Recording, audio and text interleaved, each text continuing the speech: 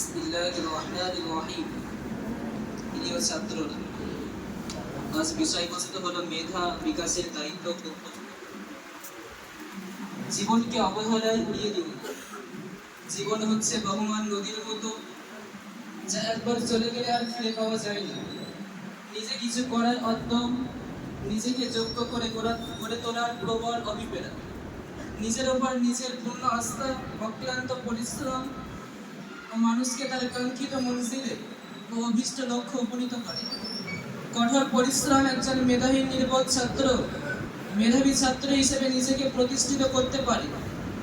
যত্ন করলে একটি চারা গাছ অতি তাড়াতাড়ি বেড়ে ওঠে, ফলে ফুলে ভরে যায়।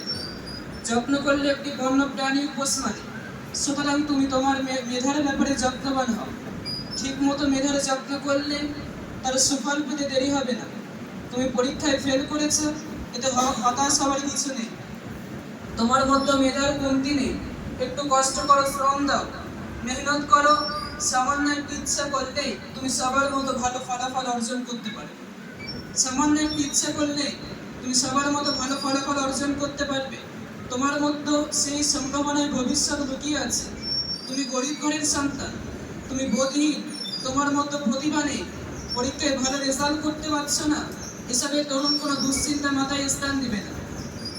এই কথাগুলো মেনে চললে অচিরেই তুমি সকলের চোখে আঙুল দিয়ে দেখাতে পারবে যে তুমি অন্যদের চেয়ে কম নাও। এভাবে চেষ্টা মেহনত করলে এমন সময় দূরে নয়, সকলে তোমার ভূয়সী প্রশংসা করতে শুরু করবে, আদর যত্ন করবে। সকলে তোমাকে গণনার মধ্যে নিবে, আর কালক্রমে সবার মধ্যমণি গর্বের পাত্র ঈশ্বরীয় ব্যক্তিত্বে পরিণত হবে। তোমার ইচ্ছা ও আগ্রহ শক্তি বাড়াও, এতে তুমি সবার চেয়ে ভালো ফলাফল করতে পারবে। তোমার মধ্যে যে মেধা আছে সেটাকে সঠিকভাবে ব্যবহার করে জাগ্রত করতে পারলে তুমি সমাজে প্রতিষ্ঠিত হতে পারবে। মেধা হচ্ছে একটি চুরির মতো।